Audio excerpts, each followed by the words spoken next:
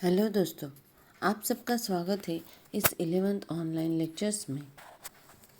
हम पढ़ रहे हैं चैप्टर नंबर 4 और आज हम चैप्टर नंबर 4 के जो द एम्प्लॉय ऑफ महाराष्ट्र जो चैप्टर नंबर 4 है, इसके हम सी जो है सर्विस सेक्टर, ये हम देखने वाले हैं आज कि सर्विस सेक्टर में क्या क्या इम्प्लीमेंट हुई है या फिर सर्विस सेक्टर में किस तरीके से हमारे महाराष्ट्र जो स्टेट है वो किस तरीके से आगे बढ़ा हुआ है, ये हम देखने वाले हैं। Service sector consist of insurance, tourism, retail, banking, education, and social services. Service sector including provisions of services to business as well as final consumers. हमारा जो सर्विस सेक्टर है, इस सर्विस सेक्टर में क्या क्या आता है? इंश्योरेंस आता है, टूरिज्म आता है, रिटेल बैंकिंग, एजुकेशन आता है और सोशल सर्विस आता है। यहाँ पे सर्विस सेक्टर में सब इंक्लूड है। Service sector is the largest employment generating and fastest growing sectors of the economy. ये जो है हमारे ज़्यादा से ज़्यादा एम्प्लॉयमेंट जो है वो सर्विस सेक्टर में है और वो फास्टेस्ट ग्रोइंग हो रहा है, वो जनरेट हो रहा है या फिर सेक्टर्स में आगे वो इकोनॉमिक्स के सेक्टर में वो फास्ट ग्रोइंग हमें वहाँ पे दिखाई देता है। The contribution of service sector to the gross state domestic product (GSDP) has been the highest compared to the other sector in economics. जो अदर जो सेक्टर्स है उसके अदर सेक्टर्स के कंपैरिजन्स में जब हम देखते हैं तो ग्रॉस स्टेट डोमेस्टिक प्रोडक्ट जो है वो हाईएस्ट हमें दिखाई देता है। इट वाज 54.5% ड्यूरिंग 2017 और 18। 2017 और 18 में 54.5% जो है वो हमें ज़्यादा यहाँ पे ग्रोइंग दिखाई देती है या ग्रोथ यहाँ पे दिखाई देता है। The course areas for development of service sector including the fintech and ITEC, startup, cloud computing, electric vehicles, defense, tourism and private universities. Government has also tried to expand the service sector by various activities in tier I cities. हम देख सकते हैं कि service sector में बहुत यहाँ पे बढ़ोतरी हुई है।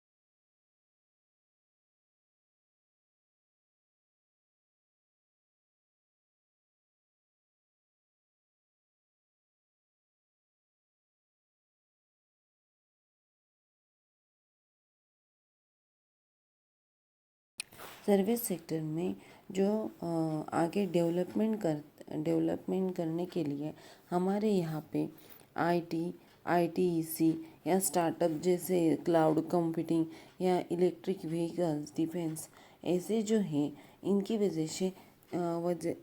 वजह से हमारे शहर में गवर्नमेंट ने अलग अलग जो एक्टिविटीज़ हैं वो हमारे लिए प्रोवाइड की हुई हमें दिखाई देती है। ये सर्विस सेक्टर में आगे हम देखते हैं को एरियाज ऑफ सर्विस सेक्टर। जो को एरियाज इसका क्लासिफिकेशन किया गया है। को एरिया मीन हम आगे देखेंगे इंफ्रास्ट्रक्चर जो है, इंफ्रास्ट्रक्चर किस तरीके का है महाराष्ट्र का, ये हम देख सकते हैं। Infrastructure is the basic requirement for the economic development. A sound infrastructure foundation is the key to overall economic development of the state. This act as a magnet for attaching the additional investment into the state and thus provides a competition's edge to the edge to it over other states. यानी हमारा जो देश है वो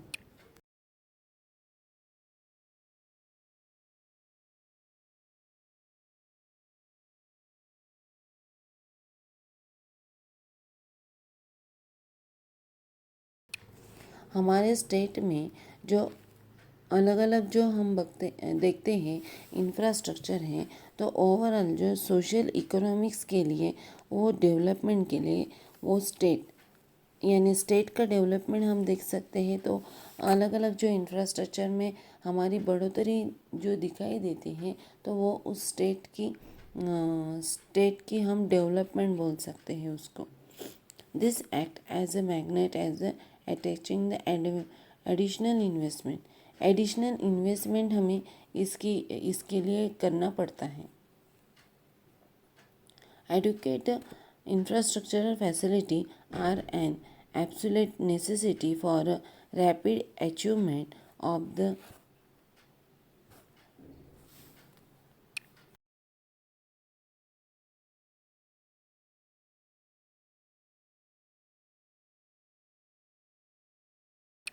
हम देख सकते हैं कि यहाँ पे क्लासिफिकेशन किया गया है। हमारे यहाँ पे जो है क्लासिफिकेशन इंफ्रास्ट्रक्चर का, यानी इंफ्रास्ट्रक्चर में जैसे डेवलपमेंट हुआ तो वो उस स्टेट का डेवलपमेंट हम कह सकते हैं। तो यहाँ पे इकोनॉमिक इंफ्रास्ट्रक्चर और सोशल इंफ्रास्ट्रक्चर ये दो पार्ट यहाँ पे या क्लासिफिकेशन यहाँ पे किया गया है। तो इकोनॉमिक इंफ्रास्ट्रक्चर में हम देखेंगे एनर्जी है, ट्रांसपोर्ट है और कम्युनिकेशन है। और सोशल इंफ्रास्ट्रक्चर में हम देखेंगे हेल्थ है और एजुकेशन है। फर्स्ट तो हम देखेंगे economic infrastructure. Economic infrastructure is a facility production and distribution of goods and services for economic development। Economic जो डेवलपमेंट के लिए जो डिस्ट्रीब्यूशन किया जाता है गुड्स और सर्विसेज का, उसको हम कहेंगे economic infrastructure. Measures for development of economic infrastructure हम देखते हैं। Increasing the installed capacity of electricity generation, rural electrifications, network improvement and program for energy conservation।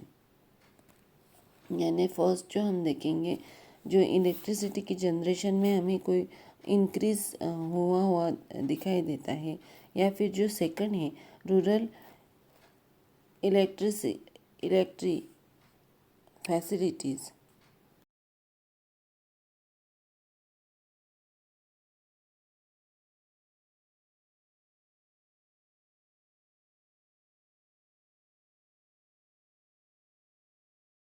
Rural area में हम देख सकते हैं जो इलेक्ट्रिसिटी के या इंफ्रास्ट्रक्चर के नेटवर्क के इम्प्रूवमेंट जो हुए हमें दिखाई देते हैं। प्रोग्राम अलग अलग एनर्जी के कंजर्वेशन वहाँ पे हुए हमें दिखाई देते हैं। या फिर modify by direct benefit transfer scheme to LPG consumers instant. LPG जो गैस है उसका इंफ्रास्ट्रक्चर यानी मॉडिफिकेशन किया गया हमें दिखाई देता है। स्टेट में कई बार वो डायरेक्ट जो अलग अलग स्कीम होते हैं उस अलग अलग स्कीम्स की वजह से वो ट्रांसफ़र भी किए जाता है। 4 रोड डेवलपमेंट प्लान भी यहाँ पे 2001 और 2021 is beginning the implemented in the state with the target to develop 3.37 lakhs kilometres of road. यानी यहाँ पे 2001 और 2021 तक हम 3.3 lakhs तक हमें रोड का जो है इम्प्लीमेंटेशन करना है। ये एक स्कीम है, उसकी वजह से हमें यानी उस स्टेट का वो एक हम क्या बोलेंगे हाईएस्ट पॉइंट बोलेंगे। 5 मेट्रो रेलवे भी यहाँ पे शुरू हो गई है मुंबई से लेके मुंबई एंड नागपुर में। ये दो जो है वहाँ पे मुंबई और नागपुर में मेट्रो रेलवे भी स्टार्ट की गई है। Maharashtra port development policy was constitute for integrated development for port. State government is promoting the Sagarmal program and launched by the central government for port-led development। यानी यहाँ पे भी जो पोर्ट जो हमारा महाराष्ट्र का जो पोर्ट है उसमें भी हमें बहुत बड़ी इम्प्रूवमेंट हुई दिखाई देती है, या फिर इंटीग्रेटेड वहाँ पे डेवलपमेंट जो है वो सागरमाल कार्यक्रम जो है या प्रोग्राम जो है वो लॉन्च हुआ और उसको हम सपोर्ट कर रहे हैं हमारे स्टेट में। आगे हम देखेंगे 7 जो है internet subscriber base was 5.45 crores in Maharashtra as on 13th September 2017, which is the highest among all the state। यहाँ पे हम देख सकते हैं कि इंटरनेट की जो सुविधा हम बोल सकते हैं, इंटरनेट की सुविधा 13 सितंबर 2017 के लिए हमारे जो कस्टमर हैं या फिर जो कस्टमर हो या कोई भी हो उनके लिए इंटरनेट सब्सक्राइबर जो है वो सुविधा यहाँ पे दी गई है। यानी इस तरीके से हमारा जो है वो इकोनॉमिकली इंफ्रास्ट्रक्चर में हमने बहुत बड़ी डेवलपमेंट की हुई है ये हम देख सकते हैं। आगे हम देखेंगे कि सोशल इंफ्रास्ट्रक्चर में हम देखेंगे फर्स्ट जो है वो एजुकेशन है।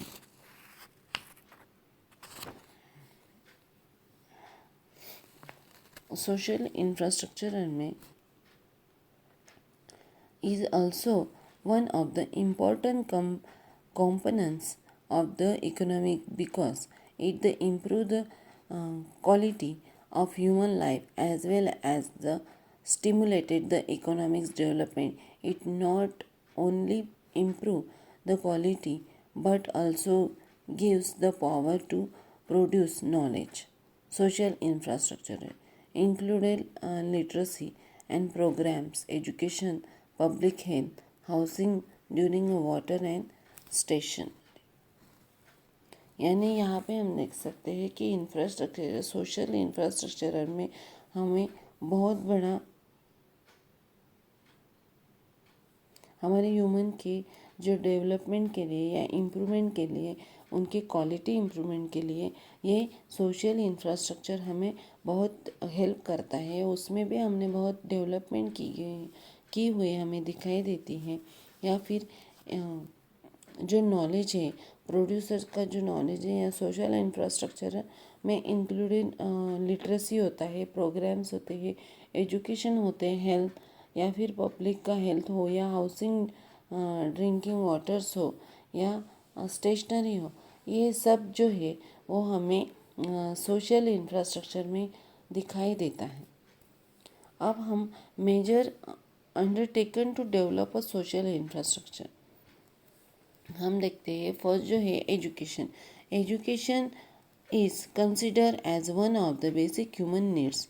It forms the backbone of social economics development of any countries.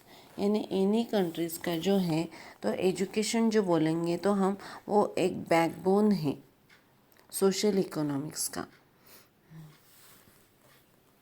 जो आज के ज़माने में ह्यूमन की नीड है।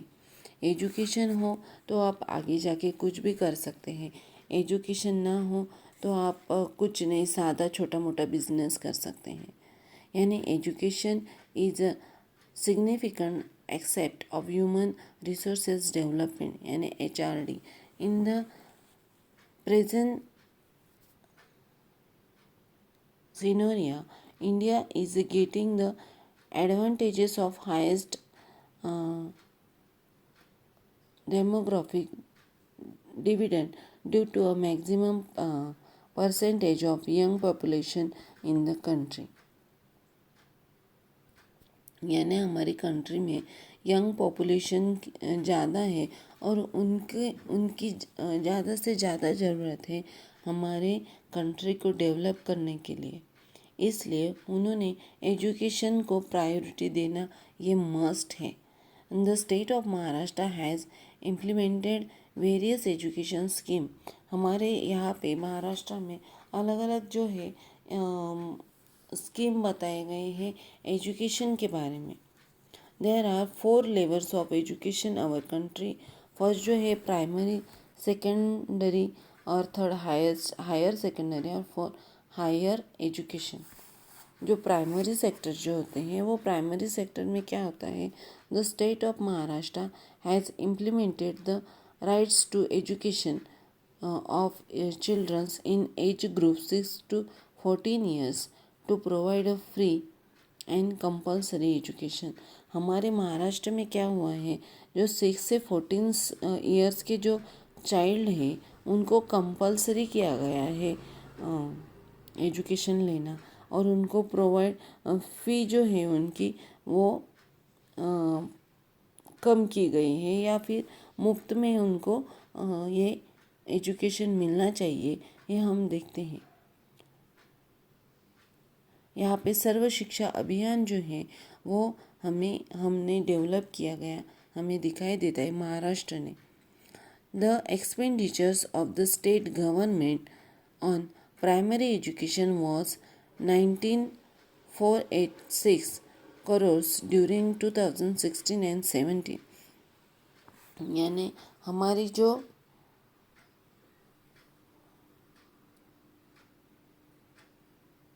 हमारे गवर्नमेंट का जो प्राइमरी सेक्टर के लिए जो एक्सपेंडिचर होता है यानी खर्चा जो होता है तो वो 19,486 करोड़ इतना हमारे देश का खर्चा होता है। एजुकेशन पे हमारा एक्सपेंडिचर यहाँ पे हमें दिखाई देता है। प्राइमरी सेक्टर में स्टैंडर्ड फर्स्ट से लेकर 8 तक एजुकेशन इंस्टीट्यूशन ऑफ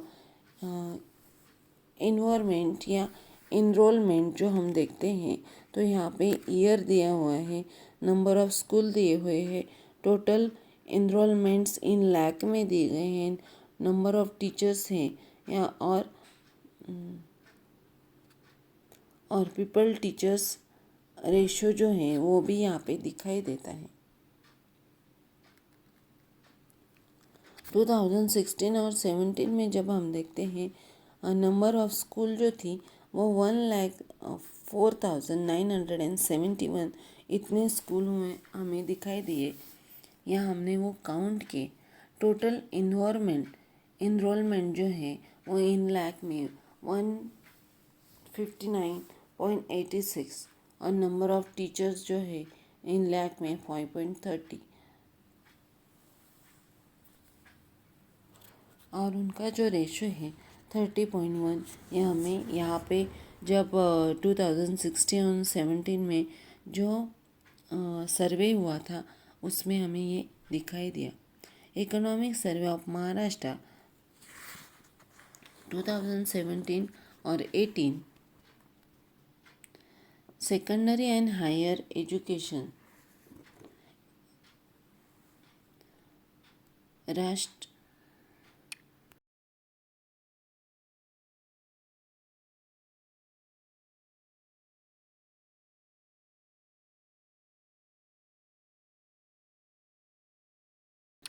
राष्ट्रीय माध्यमिक शिक्षा अभियान was launched in 2009 with the objective to improve the access as well as the quality of secondary education। यानी सेकेंडरी एजुकेशन में हम देख सकते हैं 2016 और 17 में या 2009 में जो लॉन्च हुआ राष्ट्रीय माध्यमिक शिक्षा अभियान जो लॉन्च हुआ, तो उसको ऑब्जेक्टिव था कि इम्प्रूवमेंट हो क्वालिटी में सेकेंडरी एजुकेशन में। या फिर 2016 और 17 में the state government expenditure on secondary as the higher secondary education was 16,089 crore. इतना वो गवर्नमेंट ने सेकेंडरी के लिए, सेकेंडरी एजुकेशन के लिए एक्सपेंडिचर किया हुआ हमें दिखाई देता है। यहाँ पे उन्होंने एक रेशो भी बताया है कि 2016-17 में नंबर ऑफ स्कूल जो थे सेकेंडरी एंड हायर सेकेंडरी के, तो वो 25,737 थे और टोटल इनरोलमेंट थे तो वो 66.15 थे। नंबर ऑफ टीचर्स थे 2.13 एंड पीपल्स टीचर्स रेशियो जो था वो 31.1। इतना हमें यहाँ पे दिखाई देता है।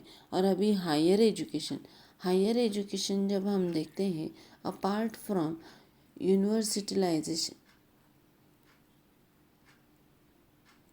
universalization of primary education, the government of Maharashtra is taken efforts to expand opportunities in higher education also। यानी यहाँ पे हायर एजुकेशन के लिए गवर्नमेंट ने बहुत बड़ी हमें एक क्या बोलते हैं हम एफर्ट दिया गया हो, एक्सपेंड किया गया है या फिर क्रिएट किया गया है। Technical and skill human resources will is an important input necessary for overall economics development। Economics development के लिए ये हमें दिखाई देता है। Out of which 4 universities are for agricultural, 1 university for health science course and 1 university for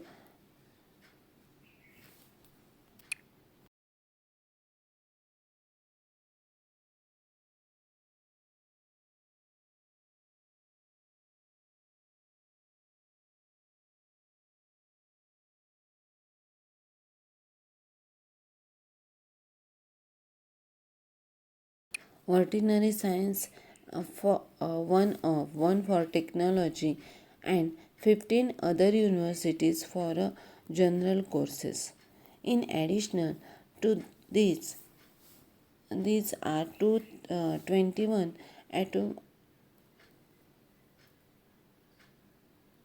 autonomous universities, one central university, 4 provide universities and 5 institution of national importance in the state।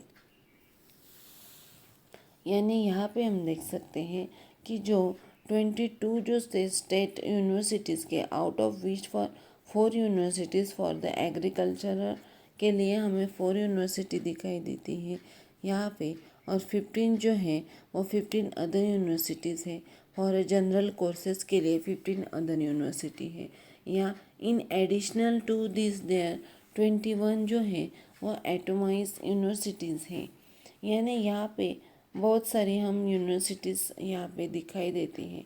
4 जो है वो प्राइवेट यूनिवर्सिटी है, 5 जो है वो institute of national importance in the state, ये हमें दिखाई देती है। यानी महाराष्ट्र में हम देख सकते हैं कि बहुत सारी यूनिवर्सिटी जो है वहाँ पे हमें डेवलपमेंट जो हुई है वो दिखाई देती है। To meet the challenges of liberalization, privatization, and globalization, the state enact the new Maharashtra Public University Act 2016। Key focus of this act is to promote academic autonomy and the excellent skill-based of education through democratic process to the higher education. यानी higher education किस तरीके से मिल सके ये हमारे state में दिखाई देता है। और 2016 में वो उन्होंने एजुकेशन में हमें बढ़ोतरी कही तो भी दिखाई दे रही है। Maharashtra is also the first state in the country to receive a RUSA grant of rupees 20 crores under research and innovations and quality improvement for setting up innovation and technology transfer hub.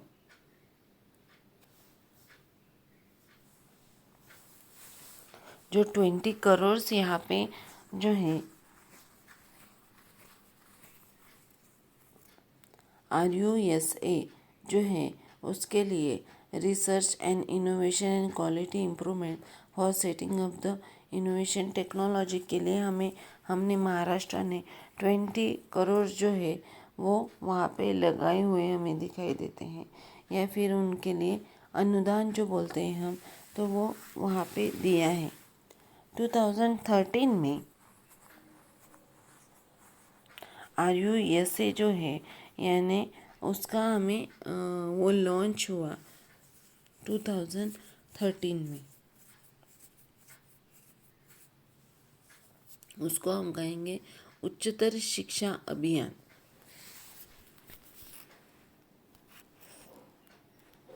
आज के लिए इतना ही। आगे का जो है other जो है हम आगे के लेक्चर में देखेंगे। ओके, धन्यवाद।